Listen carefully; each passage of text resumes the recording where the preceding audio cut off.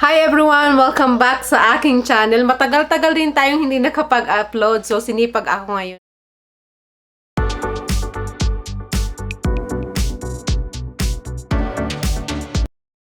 Naisipan kong mag-vlog ng mabilisan. Ayan na naman tayo, mabilisan. So kanina, bago ako umuwi sa work, may nakita ako sa clearance section na toy car. Ayun na naman, parang mangungulikta ako nito ng toy car.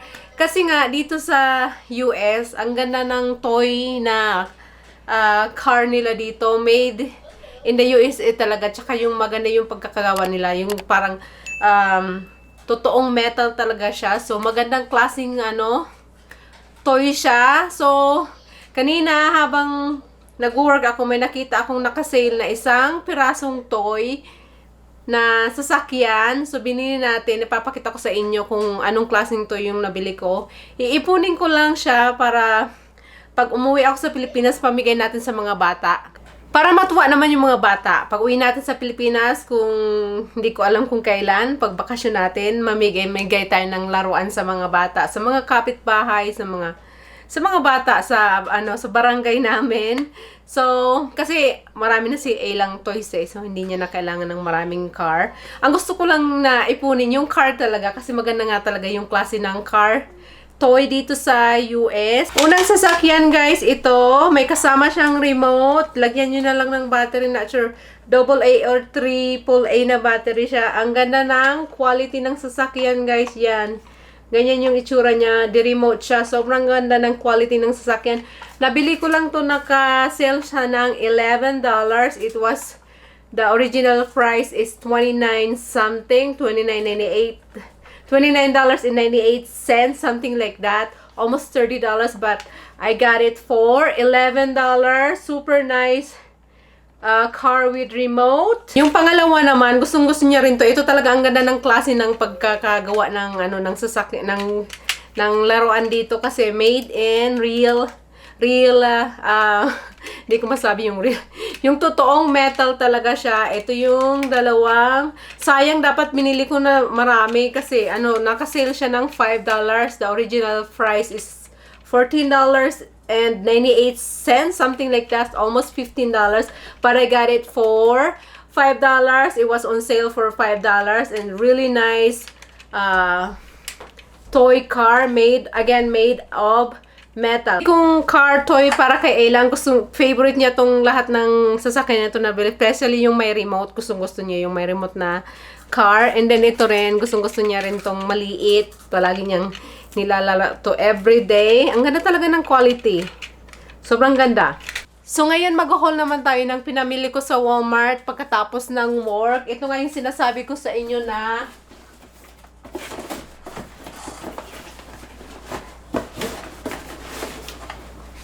ito na nga guys yung sinasabi ko sa inyo. May nakita akong isang naka-sale. Ito guys yung itsura niya, oh.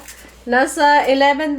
Okay, so yung original price niya is $29.97. $29.97. Naka-sale siya ng $11. And again, it's really nice quality of toy car. So, ikikip ko to. Dadalhin ko to pag uwi sa Pilipinas. Pamibigay natin sa mga pamangkin ko. Mga ganon. Mga anak ng pinsa ko. Kung makabili pa ako ng next time na toy. So, ayan. Parehas ng toy ni Ayla. Sobrang ganda, ayan. So, kanina, sabi ko kunin ko na para itabi ko na lang. Dalhin ko pag uwi sa Pilipinas. Yun lang yung toy na nakita ko kaninang nakasale. So isabay ko na rin yung snacks na paborito kong snacks na binibili sa Walmart pagka may gusto akong kainin, snacks. And then bumili din pala ako nitong yung maliliit na panali sa buhok. Kasi maiksi yung buhok ko, so sakto tong pang hairstyle pag nagtali ako ng buhok. Yan, nasa 500 pieces siya. Kalimutan ko magkano to. Medyo mahal nga lang yung ganito. Ang mahal ng mga bilihin dito. Nasa $3.97 ata. Ito almost $4. Ito lang na maliliit na, yan. Maliliit na pangdalit sa buhok. And then, gusto kong itry itong wafers. Siya, milk chocolate na wafers. Try natin. Baka gusto rin na Ayla. And then, Gusto ko tong vanilla wafers. Kinakain ko to sa coffee. Gusto ko tong kainin sa ano, pag umiinom ako ng coffee sa umaga. Masarap siya. And then last na nabili ko itong mint cookies. Gusto to ni Dan. Favorite niya to. Masarap yung lasa niya. Yung ganitong brand ng cookies. Masarap yung cookies nila. Ayan. Mint cookies. Gusto namin yung yung anything mint flavor, masarap siya. So, ayun lang yung natin, yung ganap natin ngayon. Kasi nga naaliw ako sa sa toy car nila dito. Sabi ni Dan, tinanong ko si Dan kasi minsan yung ibang toys sa sa store made on China ganon. Sabi ni Dan, lahat daw ng toy na laruan dito sa US made in the US talaga kasi dito daw nila ginagawa tong mga ganitong super nice. Ayan guys, oh. Ayan, ang ganda ng quality. Ayan. Metal talaga siya. Ang cute ng Sana binili ko marami na. Nagsisi ako pagbalik ko after ng isang araw kong day off. Pagbalik ko wala na silang naka-sale na ganitong car. Meron silang ano ba yung color na option nila? Orange and red. Kinuha ko yung blue. Yan, ganda. And then ito rin yung gray. Ang ganda ng quality guys. Oh, matutuwa yung mga bata nito sa Pilipinas. Sobrang ganda ng quality ng toy car dito. Yan. Alam niyo ba nabubuksan yung nito eh.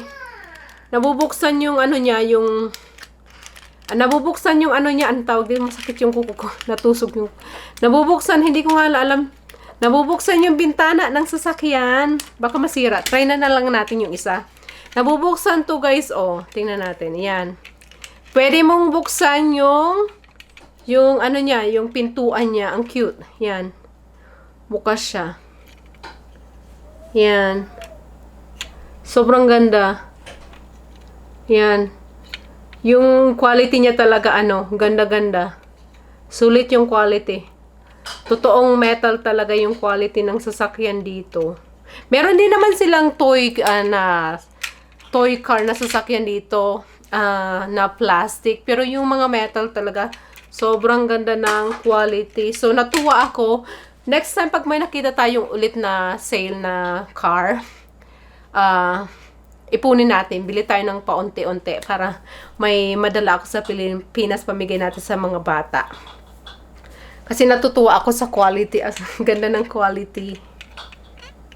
Ganda ng quality ng ng laruan dito. Yan. Meron silang malalaki, yung malalaki talagang ganyang kalalaki na may remote control. Baka may makita akong naka-sale or something. Bili tayo ng mga ganon kalaki. Maganda rin yung pang pasalubong pag-uwi sa Pilipinas. Last na video ko, mahaba pa yung buhok ko doon. So, nag-decide akong paiksian yung buhok ko. Ayan. Sobrang iksi ng pagkagupit ko. Pero gusto ko siya yung pagkagaiksi niya kasi sobrang gaan sa sa ulo. And then, ganyan sa likod. Ayan. Pinaano ko lang siya. Parang pantay lang siya. Sobrang dami. Siguro yung mga natanggal sa buhok ko ganyang kahaba. Kasi ang haba-haba na talaga ng buhok ko. Kaya okay lang eh. Mas gusto ko na ngayon yung maiksi ang buhok. Kasi madali lang siyang ayusin. Kaysa sa mahaba ang buhok. Talaga. Dagdag extra time talaga pag may mahaba ka ng buhok. Ito, madali lang siyang i-hairstyle pag maiksi ang buhok. You wanna say hi? Naglalaro siya. In-off ko yung TV kasi sabi ko magbibideo ako. Off ko muna ng saglit para makapag video ako. Nagtataka siya bakit yung TV naka-off. Kasi nanonood siya ng cartoons. In-off ni mami yung yung TV. Okay. You wanna play with your car? Nakita niya yung sasakyan. Yung toy car. Alam mo, gusto niya yung toy na car kaysa sa... Meron siyang Barbie doll. Alam mo ba? Meron siyang Barbie doll. Ayaw niyang laruin yung Barbie doll kasi natatakot siya sa mukha ng Barbie. Gusto niya mga laruan yung mga car, ganun. Blocks, ganun. Basta ayaw niya ng mga Barbie. Stop toys. Naglalaro siya. Isa sa favorite niyang stop toys, yung Puppy. Yung binili ko sa kanya nung Christmas. Yun yung pinaka-favorite niya. Dinadala niya kung kahit saan siya magpunta. Tinatabi niya sa pagtulog. Yun yung pinaka-favorite niyang stuffed toys, yung puppy. So, bukod sa sa Barbie doll, ayaw niya talaga maglaro ng Barbie doll. Hindi ko alam. Siguro maybe when she turned 3, 4, 5 years old, she will play with dolls. But right now, she don't want to play with dolls. She's scared with the dolls, like Barbie dolls. She doesn't want to play with Barbie dolls at all.